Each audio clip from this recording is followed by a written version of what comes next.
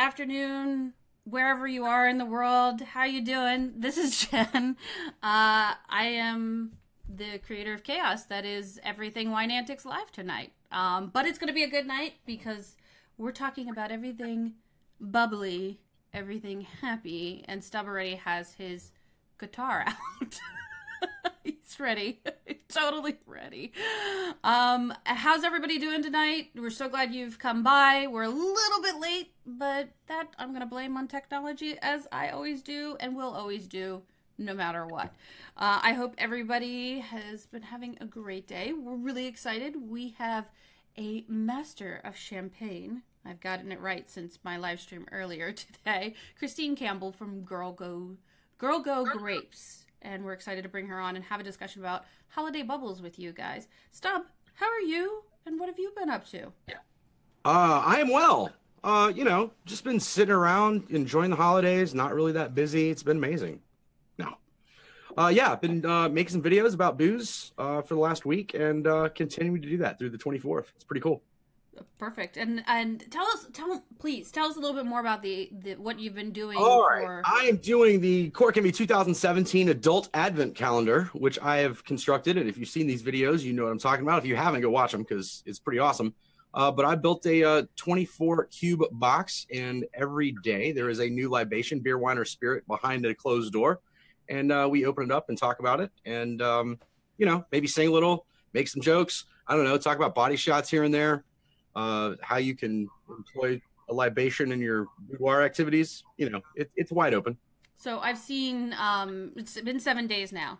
What's your favorite day been so far? I really liked all the comments I got wearing a onesie on day 2. However, I started, and I don't want to spoil this for anyone who hasn't watched these, I started with champagne. So I'm very excited to get back to champagne in 1 week and have to drink champagne professionally again in 1 week. It's awesome. Darn, have to drink champagne. I know. Professionally. It's terrible. I want that job because it's delicious. Indeed. I see Leanne is out. I think she's here supporting her fellow Canadian. And Chris is there. Hi, Justin. And hey, Douglas. Thanks so much for coming by. If you would, please take a moment and share this out. I'm really excited to talk about bubbles. Like, who doesn't love bubbles at it around the holiday time? I mean, who doesn't love bubbles in the summertime? But I particularly love it this time of year. It's festive. Well, it's also festive. More prevalent. Like, everybody has it. Yeah, it's amazing. It is. So tonight, I've been talking about it on Instagram, and we're going to bring Christine on in a second, but I wanted to get my bottle, what I'm drinking, out of the way real quick. I'm drinking Champagne Veuve Monsigna. It's French, and I butchered it, but it's from Aldi. And I keep talking about this because I was excited to find a $19.99 in terms of a champagne. And I'm going to save my opinion for when we're all on screen. But what are you drinking tonight, Stub? I am opening a bottle of Champagne Taittinger, or Taittinger, as I think they pronounce it north of the border. And Christine can correct me when she gets on. So everyone knows this is my go-to champagne. This is actually what I started my Advent calendar with. If I don't have a couple bottles of this in the house, then there's not going to be anything worth celebrating until I get some. So. And there's something wrong. Like, you're either sick, or the store has run out. It's true. Or there's an apocalypse. Like, something is wrong if Stub doesn't have some tat in his house. That is true. I am going to pop on really quick. Will you read some of the comments and see who's out there? If there's anybody else, Stub? Well, I fixed this. We've had some few technical problems, but technical problems. All right. Know, right? Like, this is what we live for, and this is what live streaming is about. Look, this is part of the game right here, people. It's all right. We're gonna make it through this thing. We have champagne. It's gonna happen. Maybe I should do that. No, I'm about ready. Christine, are you ready behind the scenes? Are you born ready for this? I don't know. I'm good. You're good. All right, let's do this. Nice. All right. Welcome on, Christine. Oh, let me pour. Let me pour really quickly so we can do a proper cheers. Perfect. Proper cheers. And this is my ration of bubbles for right now, because I actually shared this with my neighbors. So this is my ration for the show. So cheers, everybody. Happy bubbles. Yay. You have, please, Christine, take a minute and do better justice to the introduction I've given you. Please. Okay. Well, thank you. Thanks, both of you, for having me on. My name is Christine Campbell. I am a Master of Champagne through the Wine Scholar Guild. I write a blog every other week. I post at girlsgogrape.com, and I sit on our BC VQA appellation, and I'm a wine fault assessor. So before our wines go to market, I make sure that none of them are faulted and they're all up to our standard of quality in British Columbia, Canada. Canada, the great white north, the loved people of North America. That's what I like to say. I say other things, but we're not going to talk about that. We'll wait for the after party. Perfect. And I will, as we get going, like probably about 2 minutes out from when the show ends, I will drop the after party link so that everybody can join us. So I was talking right before the start of the show. It's like, where should we start when it comes to bubbles? Should we start, with the Spanish varietal, the Spanish form of bubbles? Should we start with the Italian form of bubbles, or should we start with the mother of all bubbles, that is champagne? And it was gentleman's choice. We're going to start with champagne tonight. So, what made you, Christine, decide to go further in your wine education to become a master of champagne? Well, great question. I've always loved my champagne. I love the bubble sparkling category of wine. I think it really brings celebration to anywhere that you are. And I did my French wine scholar through, again, the Wine Scholar Guild. And you need to have your French wine scholar before you can then go on to be a master of. And I was in the inaugural Master of Champagne level certificate that they offered, and I did really, really well. So I have a fascination for the history of the place. I have a huge respect for the craft and how long the champagne stays in the cellars and just waiting and waiting to be released. It's incredible. There's so much capital, money waiting in these cellars. And I went there in 2013 and I was just astounded. So much so that I'm happily able to say that my family and I are moving there in July, and we're going to stay in Champagne for about a year. Awesome. Insert all the envious groans that everybody in the comments can put out there. Yeah, absolutely. So with that, what are you most looking forward to in terms of moving out to a region that you've studied and now know and love? Well, just getting to know the people, to be honest. I love the whole grower champagne category. I think that there is some heart and soul that not a lot of people know about that exists. For example, tonight, I don't know, I haven't said what I'm drinking, and maybe this is the time, but this is, Champagne de la Motte. I've got to bring it this way and up. Basically cover your face with that bottle of champagne. There we go. So this is a very unique champagne. I don't know how many of you have heard about Salon, like Champagne Salon. It is about a $400 or $500 bottle of champagne. So Champagne de la Motte is made when Salon is not made. All the same grapes that go into Salon go into de la Motte. And Salon has only been made 37 times in the last 100 years. So this guy goes for, I looked in the US market, anywhere between $35 and $50 a bottle. In Canada, I'm paying $62 a bottle, but I'm getting grapes that are incredible quality and the craftsmanship is just off the charts. Yes. Hang on. Yes, live. Yay, live. So wait, now you said the price point right there, and I'm glad you mentioned that. You said 400? So Salon in the United States can go anywhere from $400 to $500. Okay. I'm sorry. My so many hours of work just went out the window for the enjoyment of salon for me. Like, I was like, that equates to exactly how many hours. Now, if that's on one side of the spectrum, you know, where do you look at like a budget, a more budget friendly, because we're going to get more into talking about holidays and sharing champagne, which we have to consider budget as one of those top things. For sure. And that's why I just wanted to point out that Delamotte is not 400 or 500. It's 35 to 50. So that's great. But, you know, when you're talking about other bubbles, that's where the Prosecco and the Cavas of the world come in, right? That's what I think anyway. Oh, it's like total budget. No, not total budget. You can have exceptional expressions of Cava and Prosecco. You just have to find them and be diligent.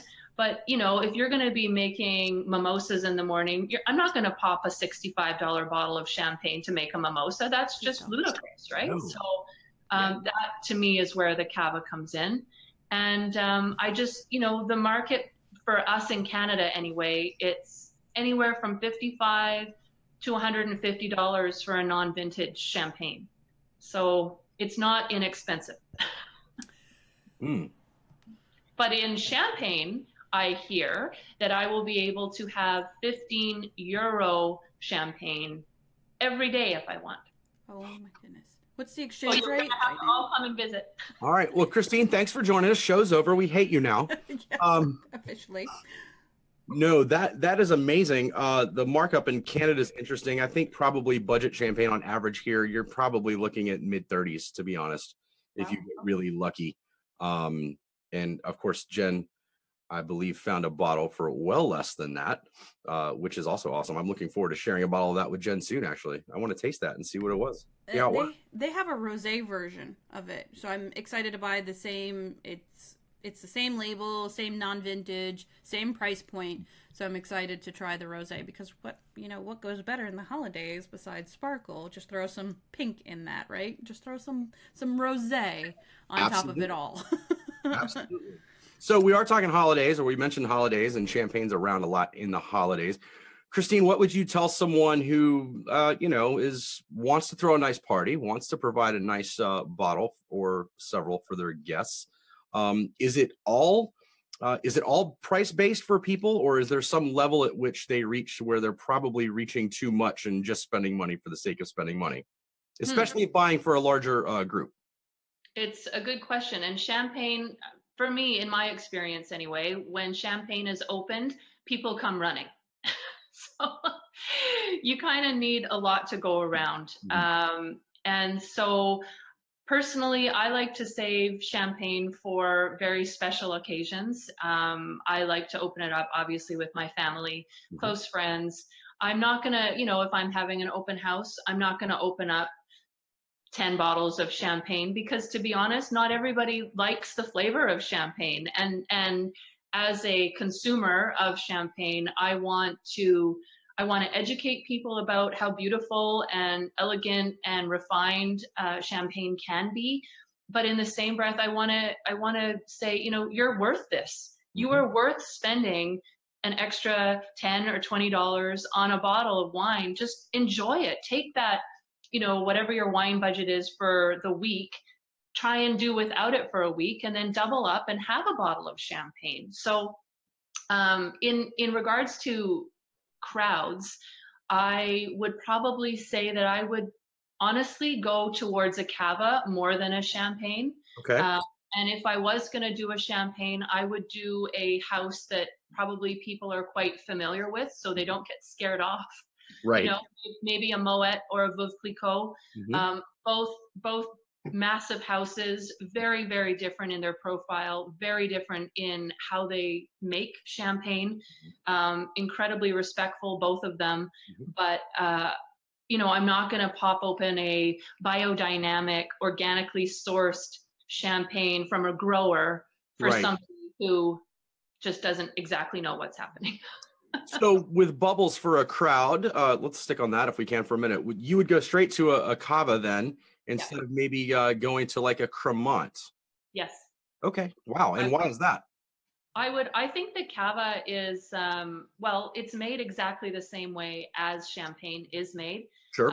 the method of production is the same. They follow the same criteria. It's just not the same grapes, and it's obviously not the same terroir. But what I love about the cava is they show that respect to their wine, and they age it properly, and it is incredible value.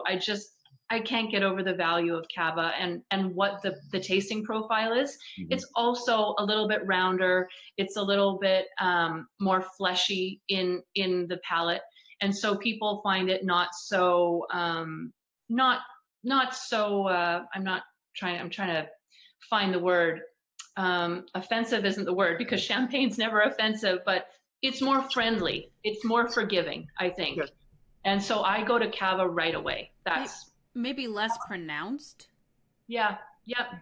Just because you don't want to say smoother, because we could all agree that if you find the right cava, prosecco, or champagne, it is smooth as anything, and to your own palate as well. But I think that there are some very distinct characteristics that I love and appreciate and look for in champagne in my whole 5 bottles of experience, 5 different labels. That's what I'm saying. I've had many different bottles of champagne, but I've only had about 5 labels, right?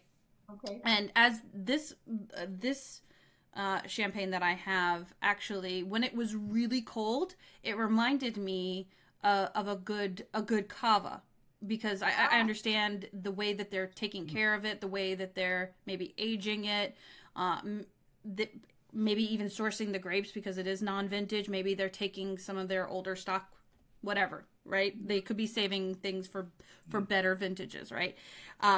But now that as it's come down and it's come down in temperature, it's starting to get a little bit of that bready characteristic, a little yeasty, and that's actually what I love.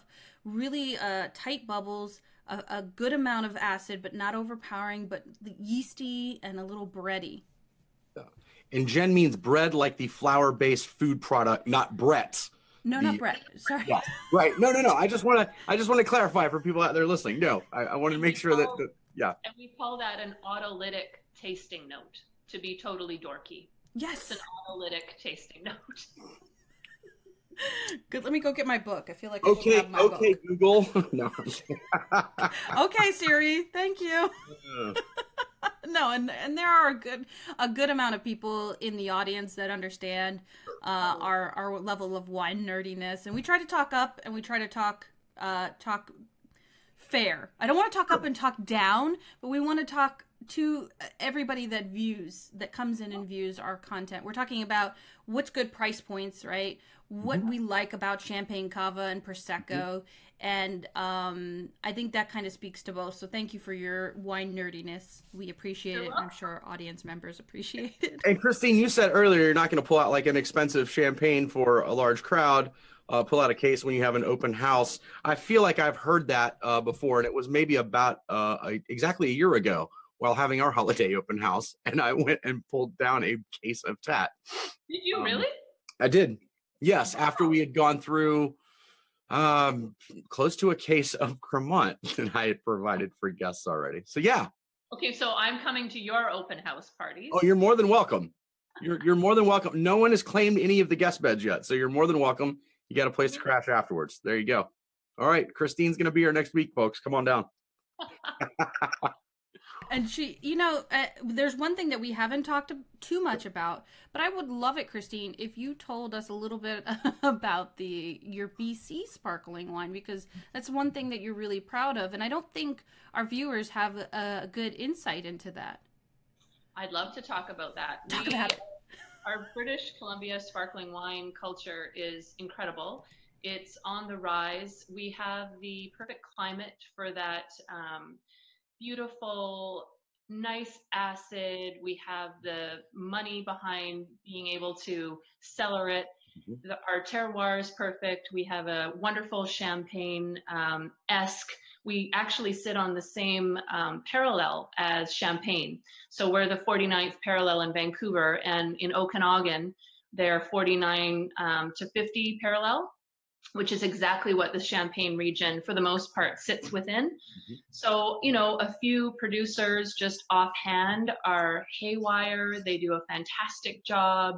We've got Evolve cellars that are starting with some effervescence, and putting some Pinot Blanc in with their sparkles. We've just, the culture is incredible. We have a producer that does everything organically, Summerhill Pyramid Wineries. I think that, you know, give us maybe 2 or 3 years and British Columbia is even going to be more on the map for our sparkling wine. And then we've got Noble Ridge, which does a sparkling wine called The One. It's incredible.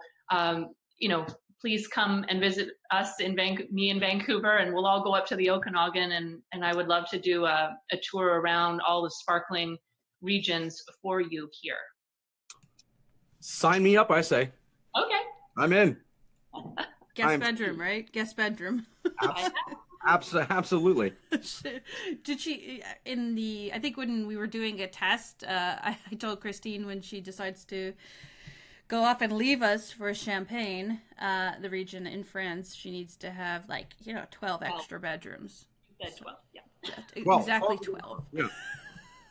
Christine, I'm going to be a little less selfish. I only need 1 extra bedroom. So. Well, I'm actually being thoughtful of others. Yeah. Oh, yeah. So you can bring friends. That's what you're thinking, Jen. I love it. We can always tent. We can always tent. That's true. Glamping is ridiculous. Camping wine. Camping champagne. Why not? My goodness. So, Christine, I know you have an amazing nose, and you mentioned some other grape varieties from which bubbly wines being made in BC. You mentioned Pinot Blanc. Yes. Are there others? Did I miss those during your? Riesling in some. We've got some hybrid. We've got some hybrid grape varieties that are put into the blue grouse wine called Paula. I think what the neat thing right now in British Columbia is that our winemakers are saying, okay, this is what we do. This is what we do well. This is what we can do, and let's just start experimenting and see where we can go, because I personally think that this is going to be, you know, as I said, 2 or 3 years, awesome. Pinot Blanc is definitely up there. Riesling, we've got sparkling Rieslings, and I would just name off all these weird hybrid grapes, but it wouldn't really make sense. So yeah, it's a great culture. It's a great culture. I love that kind of Wild West mentality, especially in the wine world, because that is very difficult. For those of you who don't know, to change a process or change a grape you're growing or a blend you're doing or change a field, that is a huge commitment from a winemaker or a winery that could really affect their business for years to come if it doesn't work out. Unlike a brewery can brew anything it wants, and 30 days later, if that doesn't work, they have another beer to sell. Wineries don't generally have that advantage, and I love that that's happening in British Columbia. That's really amazing. I don't know of anybody that's actually growing Pinot Meunier. As you know, it's Chardonnay and Pinot Noir. Meunier that I know is not being grown here, but it wouldn't be surprising to me if somebody just said, I'm going to start growing Meunier. Why not? Awesome. And why are those 3 grapes important? Well, those are the 3 grapes that make up 90% of all champagne. They're important because they grow well in the climate that is Champagne. Mm-hmm. So a Blanc de Blanc is a 100% Chardonnay champagne, and a Blanc de Noir, for example, is either 100% Pinot Noir or Pinot Noir and Pinot Meunier together, and that's called a Blanc de Noir. There's no Chardonnay added to that. But Champagne is a blended wine. Mm-hmm. So white and black grapes go together to make this stunning thing that, you know, I'm in love with. Seems like you guys are in love with, and hopefully all the viewers are in love with too. Just a little bit. And if you guys have any or want any reference for the BC wineries that Christine had mentioned, Leanne from Town Hall Brands is in the comments, and she's put a bunch of them up. So if you want to check them out, if you're visiting Canada or trying to sneak into Christine's guest room for a trip, a sparkling wine trip between now and this summer, because she leaves pretty soon, check it out there. And I also put her blog in, so check out what she does. I mean, it's going to be fun to watch, if nothing else, what you blog about and where you go. So yeah, of course. So is there a time, and I want to bring it back to, like, the consumer side of bubbles. Like, is there a time that is made for champagne in your life? Is there a time that is made for Prosecco? Is there a time? Like a Sunday afternoon, I'm having a brunch. I'm going to open up bottles of Cava, sparkling British Columbia wine. I'm going to open up bubbles. Outside, to me, equals bubbles as much as inside celebration. So there's these famous quotes from Lily Bollinger. You know, she says, I drink champagne when I'm happy. I drink champagne when I'm sad. I drink it when I'm hungry. I drink it when I'm thirsty. It's just, there's always a time, always a time, always a place. For me, Cava, sparkling wine from British Columbia, I love the sparkling category. That's kind of my little love, you know. I really love it.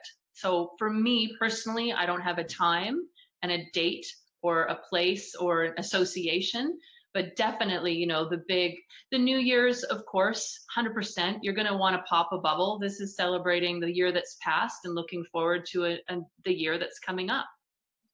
What do you guys think? Look, she's on it. She's ready to host now. That's Yeah, it. no, We've created a live stream monster. She like turned it around on us. No, she's doing a great job. Yeah, right? I see. I kind of got late to the Cava game, and I've only tried 2 labels, and they're very big producers, so I haven't found a Cava I can really fall in love with. And if it's my, what's that? What are the labels? The I don't remember the one, but it starts with an F, and it's the black label that's in literally every grocery store. Felix. Yeah. Yeah, we'll go with that. And see, this is why you don't ask me to pronounce things. This is why I have Stub on here. Probably pronouncing it wrong. This is Like, I pronounce things correctly. I mispronounce things on purpose most of the time. I try. I don't. But I don't. So if I'm making mimosas, I'm a Prosecco girl. And maybe because I feel like Prosecco, even at a very dry level, has a little bit of sweetness to it. And that could be the grape that they're using in it. It just, for me, and especially if I move from mimosas to something like cranberry juice and bubbly, which I love. I love during the holiday times to mix cranberry juice because, you know, I care about my female parts, right? And my bladder, and I want to make sure everything is good down there, and I want to, you know, have a really good morning. So I do the cranberry juice. God bless you. God bless you. Yeah, that sounds like a very southern way to say you're special. Thanks, Christine. So, and plus it has less sweetness. But either way, I tend to go for Prosecco because I have more of a range of experience with it, and you know, as I have opportunities, I may shift to Cava, and then champagne is basically two times a year when Stub is generous enough to give me one of his bottles. Aww. Or share one of his bottles. True. It's true. And then around my birthday or whenever I decide to get some friends together that are going to appreciate the champagne. Exactly. And for me, I didn't even drink this champagne by myself because I love it and I care about it, and I think it's a different experience, and I want to share that with people.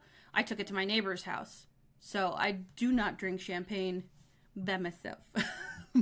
Oh, darling. I know. I know. We have Christine and I are going to be having a talk with you, Jen. I bought champagne at Aldi. Can we?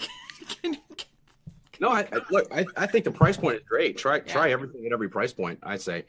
I'll jump in on this one, and I say I would drink champagne all the time if I could afford it, and afford the champagnes, or try the champagnes I haven't tried. I have a decent experience with different labels and different champagnes, and I've tried things at, you know, lower, higher price points. I keep stock of lower, higher price points. But I love what you said, Christine, and I've tried to adopt this in my life, and I definitely tell other people that whether it be champagne or any other wine or special thing you're holding in your cellar, you're always holding something for a special occasion that never seems to come. Yeah. And at the end point, and this is really to be more funny than macabre, at the end point, that special occasion is going to be people toasting you upon your death, and that bottle you never had the opportunity to try. So I'm not saying random Tuesday, open up that $1,000 bottle that you won at a lottery, or maybe do, because, you know, what the hell, you woke up on a Tuesday and you're still above ground. But I love that. I love that attitude. If that's what you want to drink, drink it, and do the best you can to experience that and know the difference, know your palate, and know when it's appropriate to spend money on a very expensive champagne or drink cava or prosecco when you're maybe mixing drinks or whatever.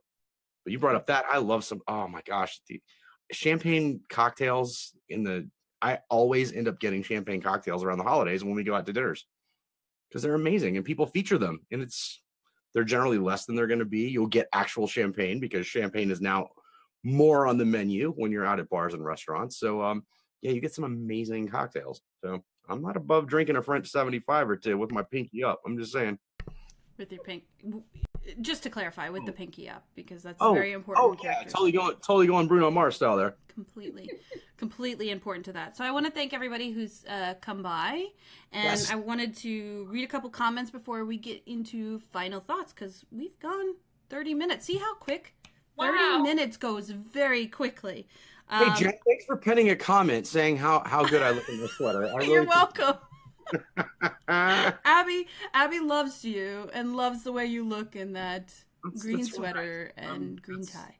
That's making me blush a little bit. I'm just saying. There are reindeer on this tie. I know you can't really tell, but this is a festive Christmas tie right here. I am Belize Festivus, I think, here. So Jessica Wilson, and I don't know, maybe you know her, Christine. I don't know her. Nice to meet you. Thank you for coming by. Says, if someone doesn't like champs, I cannot hang with them. Principle 462 of my manifesto to be friends with Jess. I feel like Jessica and I are about to be BFFs after that statement. Seriously, like yeah. No, we're gonna go hang out and drink some champagne together. I feel it coming soon. So mote it be. And Christina, who is just the bottle, said that she's drinking Amarone tonight. Ooh. Yum. Talk about staying warm tonight. Oh, I like it. So we like to do this at the end of the show. We like to give an opportunity for everybody to go around the horn and say any final thoughts. So Christine, do you have any final thoughts for tonight? Just enjoy bubbles. Try, if you're not typically drawn to the bubble or the sparkling category, maybe make it a New Year's resolution and say, every month I'm going to try something new in a bubble category, and then you're going to figure out what it is that you like. And I think that would be brilliant. Bubbles should be in everyone's life. Final thought. Stub, watch out. She just mic dropped right there. Drink your bubbles. Go.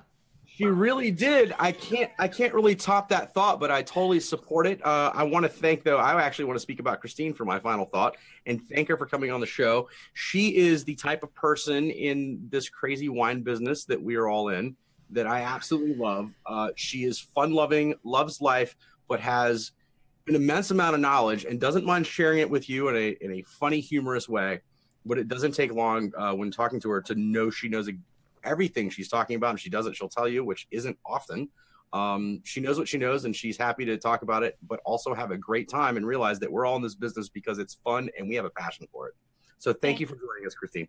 Thank you. I'm tearing up a little. I'm sorry. I know. Like, I don't know if I have anything right now. I think that I want to also thank Christine for coming here. I appreciate it. I knew you had some expertise, and you let me be a little bit of a novice, as I feel like I am. I feel like wine education is a journey. Whether you're starting out and you're drinking Boone's Farm or you're drinking Tatnage, every day you're still on this journey that is wine or wine byproducts. So I appreciate you sharing some knowledge, especially those great tips about what the blend of champagne is, what Blanc de Blanc is, and Blanc de Noir is. Words, French, hard. So I really appreciate that, and I hope you guys remember those couple tips. And yeah, it's been a fun show, and it's gone by very fast. Thank you. And we're going to keep chatting in the after party. Yes. Where Christine is going to give us the finer points of the skin the skin composition of the Glera grape. That's what we're going to do next. Yeah. That's so what's going to happen for that after party. We're going to go dork out. Yeah, exactly. What What a great way to bring people by. All right, Christine, we're going to see you in the after party. Indeed. Stub, however, what do we have coming up next week? Do you remember? Next week, you're going to be in New York City. New York City, is that correct? New York City? That's right. Where, yeah, you're going to be hanging with our good buddy JVB. It's a fun fact. Right? Fun fact. Okay. I will not be in New York City. Oh. I know. Why I'm you letting set me up for this? Merry Christmas. Oh, that's so awesome. Okay, what are we doing next week, Jen? No, we're still going to talk to JVB, who is Okay. JVB Uncorked. We're going to talk Sure. about cellaring. And Cellaring. I like it. This is the time to bust out what you have in the cellar. Like Stub was mentioning, why save that precious bottle for the very last moment where you may or may not get to enjoy it? Maybe it's time to take a look at what you have. And bring it out for Wine Antics Live next week with Jim Van Bergen, who is JVB Uncorked, and I'm excited. I'm literally excited about talking about celery and not holding on to stuff and sharing stuff with friends, because that guy does all of those things. He really He's does. been doing wine a long time, and he has a lot of it, and he has a lot of really nice wines, and doesn't mind somewhat on a whim pulling stuff out. So, hey JVB, my wife would yell at you too at big parties. I'm just saying. So he will be in New York City. I, however, will not. He will not be. Okay, he's not coming here. Like, No. he's not coming to my house. All right. No. If you've watched my other live streams, you've known what's been going on in my life for the last week. So my trip is delayed. Absolutely. So, for everybody out there, thank you so much for watching. Thank you for sharing. We look forward to seeing you next Thursday at 9 p.m. We're in the after party immediately right now. Let me do that. There's the link. I just hit the Drop button. Drop it, pin it. I gotta Let's pin do it. it. Thank you for reminding me, Stub, because it won't be there. All right, we'll see you in the after party, guys. All right. Bye.